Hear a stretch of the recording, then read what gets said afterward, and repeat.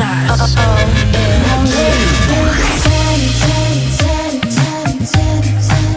Let's talk about it.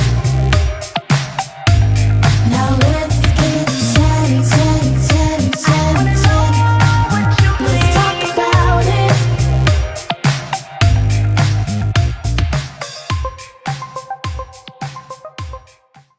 Hi, buenos dias. Konnichiwa. Lillian. Dolores, Deanne. and welcome to Now Let's Get Chatty. Wow.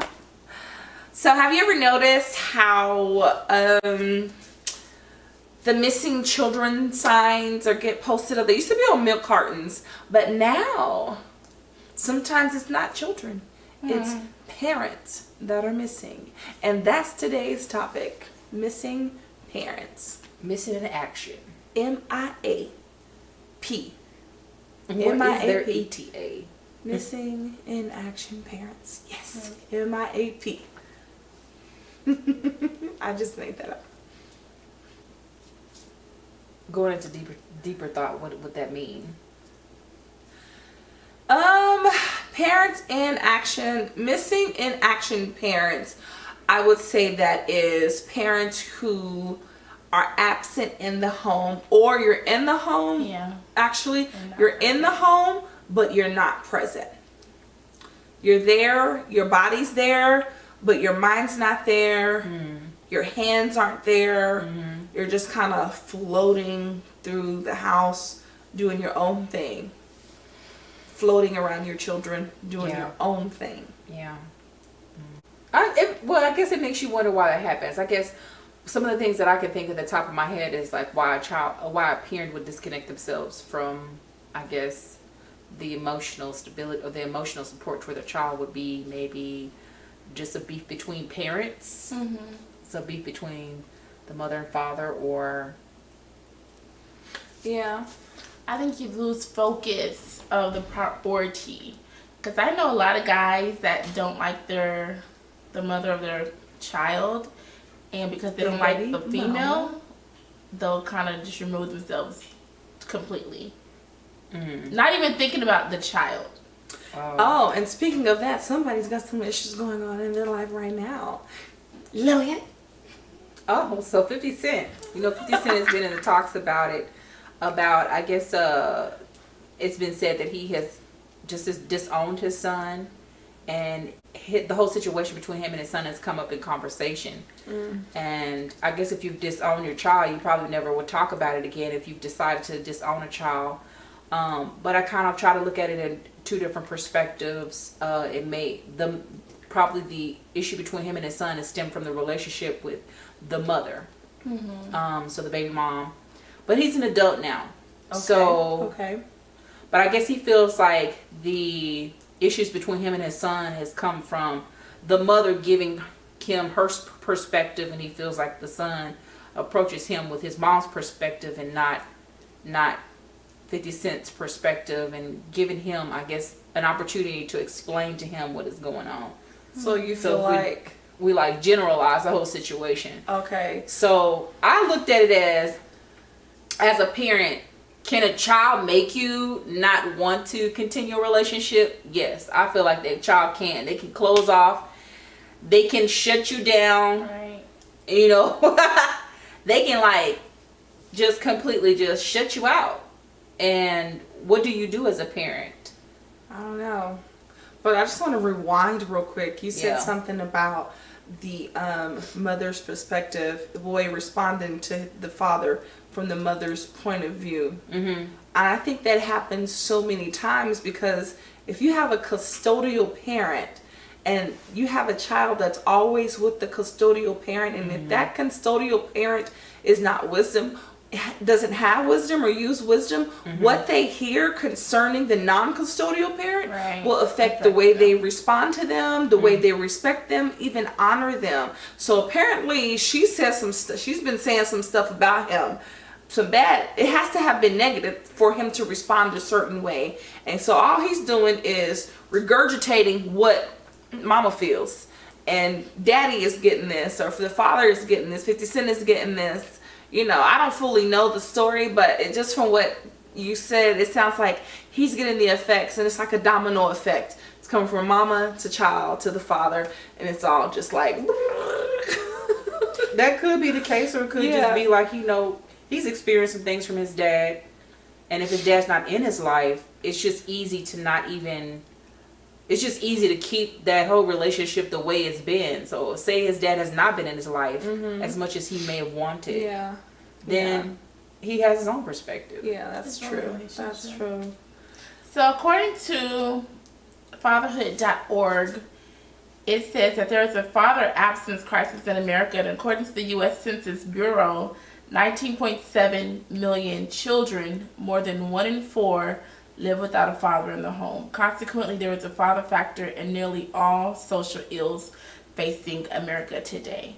And that's what they said on fatherhood.org. Fatherhood.org. I think that's significant because you do hear a lot of things stemming from a male figure not being present in a home.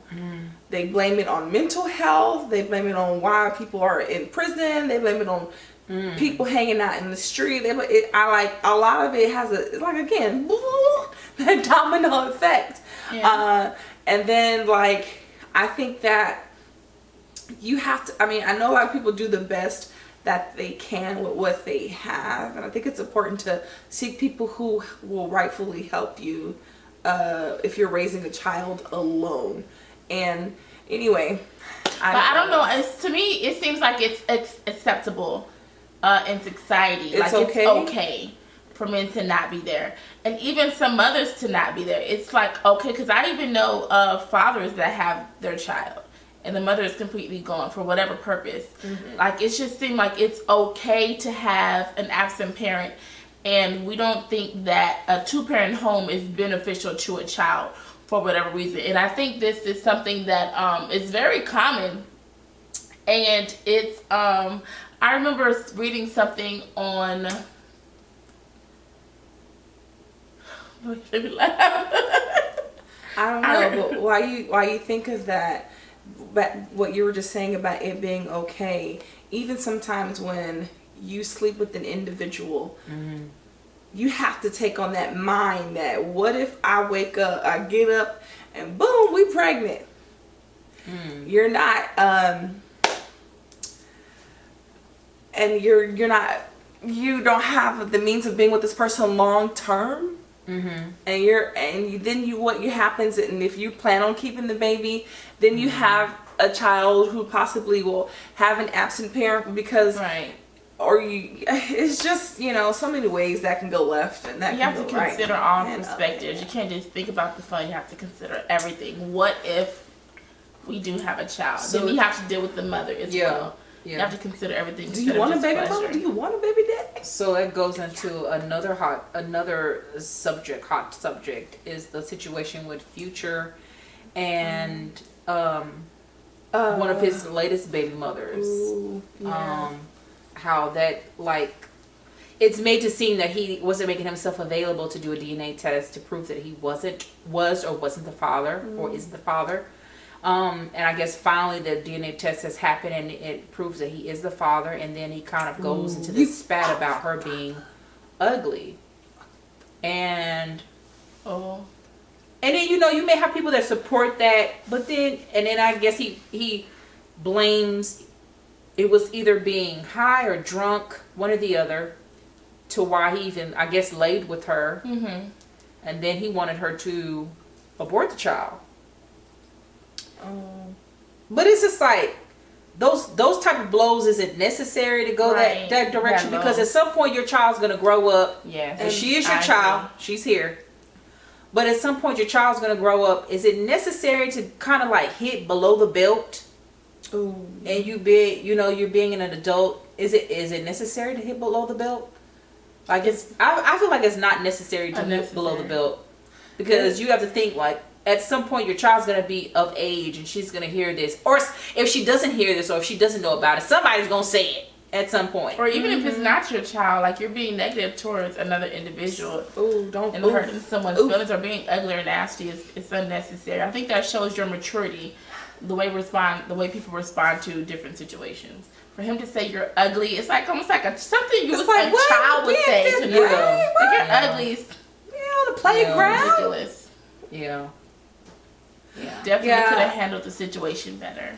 Oh, I'm sure there's other ways he could have handled it more. Well, he may be okay. So he may be angry. Like, you've had this child. I didn't want to have a child with you, right? And he's probably just angry about it. Of the child support. But even with that, if she didn't force you to have sex with her unprotected, you're right. then I agree. you should be accountable for your actions. And you can't be mad at the mother. Yeah, you can't. And then especially because you got her pregnant. Yeah. And whether you was drunk and on, it is what it is. These are the consequences we live with. That's why you don't be sleeping with people when you high off life and high and drunk. Things can happen. You don't remember. And now that you do have a responsibility in this world, you just got to step up. That ball's been thrown at you. Step up, hit the bat, take it, chew it, pay the child support. Mm-hmm. Swallow that comes with it. Swallow that pill. Be a proactive father. Be an active father. Be the father that child deserves. Yeah, whether you wanted it or not. Things happen in life that we want to happen, we don't want to happen. We don't want to happen. Yeah, exactly. It's here. Yeah. Deal with it. Deal with it. It goes both ways. It does. Mother and father. Goes both ways. And I just hope her feelings aren't hurt and she's not like holding some stuff in there, and that she doesn't do what 50 Cent's baby mama did at some point, and create some nasty cycle and sow negative seeds in that baby's mind and heart. That this is alleged. Allegedly. We don't know what. Yes, she thank did. you. But this is alleged. This is alleged. Yes. So anyway, I just hope that she doesn't. She's okay as a mother, and I'm sure she's beautiful. I'm sure she is beautiful. Okay. She's a beautiful woman. Yeah. Yeah. Yeah. Let's mix the conversation. Sometimes I feel like, why do we make it so difficult to sit down and have a conversation? Like, why? If we've gotten to this point, let's sit down and hash this out. Our feelings, emotions, pride. Yeah, well, yeah. Yeah, you're right. It is hard to be cordial. You're I'm right. like, why is it so hard to like you just said, why is it so hard to be cordial? To sit down. Let's but I feel like it takes less energy to be an adult and actually talk about it than having anger and bitterness, and it takes less energy. Yeah, you let stuff build up and then you blow up, and then you tweeting or you leaving messages or typing stuff on Instagram and feeds that everybody has to see. I think it's important to understand that both parents are needed. The father is needed, and the mother to influence the child. I know a lot of women. I know some women where the father of their child wanted to be there in their life, and because we take on a role that we can do it by ourselves, we want to be quote unquote strong women, and we feel like we can do it by ourselves and we don't need you. The attitude that we take upon in society today, because it's just like a general thing now, we push the man aside in a way. And regardless, even if we have another man in our lives, or now we're married, or whatever the case may be, the original birth father is always an important role. And I think it's something that women want to show that they can do it by themselves, that because you're not in a relationship with you any no longer, that they can do it without you. I think sometimes it becomes a pride thing, and they feel like they have to take on this thing just to show you that they have this. And it's unnecessary. And in the end, it hurts the child. They said that children that grow up without both parents are more likely to be in jail. They're more likely to deal with depression. They're more likely to deal with a whole lot of things. And it's negative things in life. Yes, some move past it and are able to become successful. Some move past it and are able to achieve their dreams in life. But they deal with so many things. And even as they grow older, they'll tell you like, hey, they wish that they had their mom, or they wish that they had their dad, regardless of the situation. Children generally do not care about the relationship or situation between the mother and father. Like, children don't think They about don't care that. about that beef You that think goes about on that, but the between children the don't two. care. They just want their, their They may, parents. yeah, they may feel the tension between the two. You know, they probably do pick up on tension if it is tension, but you know, when they're young, they don't care. They don't care what daddy is involved in. They don't care what mama's involved in. They just want their parent. You know, they feel want that. They want to have that. Yeah. Yeah, they want to have that parental support. They want to be able to talk and speak to the person. And for whatever reason, you know, when a parent does decide that the other parent is just not the best in that child's life, it, you know, like it's kind of a tricky situation, because sometimes, you know, like, you know, even growing up, you know, parents guard you, right? They try, yeah. They don't tell you everything. Yeah. And then you become of age and you start to find things out, and they start to reveal some things to you. But it's like, you know, do you tell your child, if you do decide to not allow your child to associate with someone for whatever reason, you know, do you like talk to your child and sit down and talk to them and explain to them, this is why I don't have you be around that person? And that child may be like, but I want my daddy, or I want my mama. That's how they see it. Like, Yeah, I think that even sometimes when you have two parents, you can have a parent that's in the home and that's absent and that's missing, and one parent is taking on full responsibility of caring for the children, or washing the dishes, clothing, getting them off to school, helping them with homework, while the other one is just kind of outliving their life and just being selfish, possibly. Even with sometimes with having two parents in the home, it can be detrimental, because you have to, but somebody may not be there, or you have to, or somebody may be abusive. You have to, someone's strung out on drugs. I think it's important to have two healthy parents in a home, mentally, two healthy parents that are stable. And if you feel like you can't provide that for your child, I feel like sometimes that you just may have to give up your parental rights to a relative who can, until you get yourself together to care for your children, because you being in the home and being absent can have the same effects as you not being in the home and being gone. But you have to be present. You have to be there in these moments. And now I just have a quick question. How do you all feel about, I know a lot of people do this, and this may be it may not taboo, but this may create a little friction about parents. Like, I've heard parents cuss at their children in grocery stores. They're like, blankety blank, get your blanket. And me, I'm just like, I'm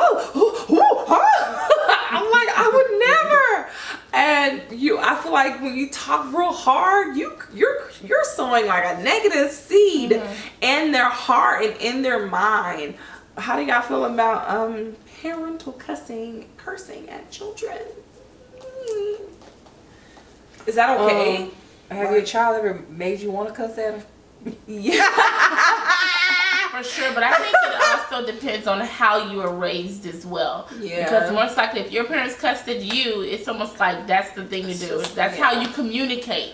You know, a lot of people don't know how to communicate, express themselves, or even just to show how they feel. They resort to curse words. Yeah. I feel like this. There's a lot of words in the English dictionary. There's a lot of words in the Greek dictionary, Hebrew dictionary, French dictionary. Find a new word. Why would you limit yourself to 5 words? Elements of vocabulary. Somebody may be like, well, my mama cussed me out, and her mama cussed her out, and my mama cussed me out, and I'm good. Like, you know, Expand your vocabulary. They may feel like it's okay. It's not okay. Not to me. I feel like I feel like it affects them. Like, and then, have you ever heard a kid cuss a parent out?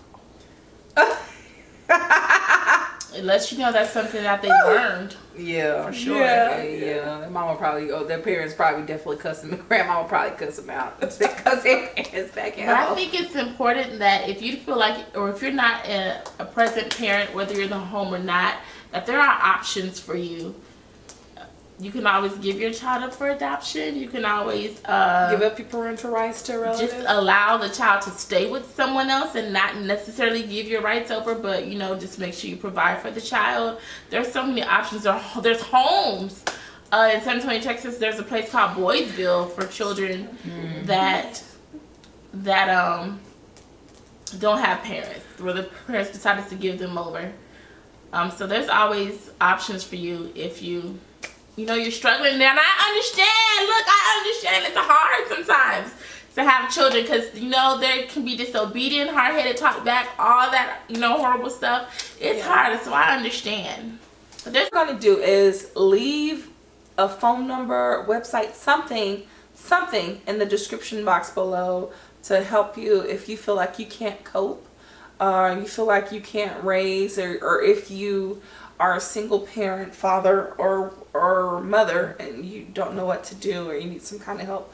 If you haven't sought help in your city already, I'm sure there's some kind of help somewhere. But even if you just need someone to talk to, there should be a single parents hotline. There probably is. I wonder if there's like single parent groups. I'm sure there's probably some kind of single parent group. Yeah.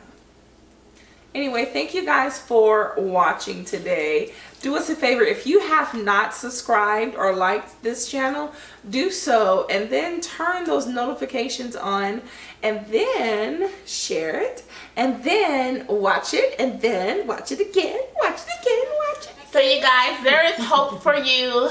There's light at the end of the tunnel. Thank you once again for tuning in to Now Let's Get Chatty. Woo!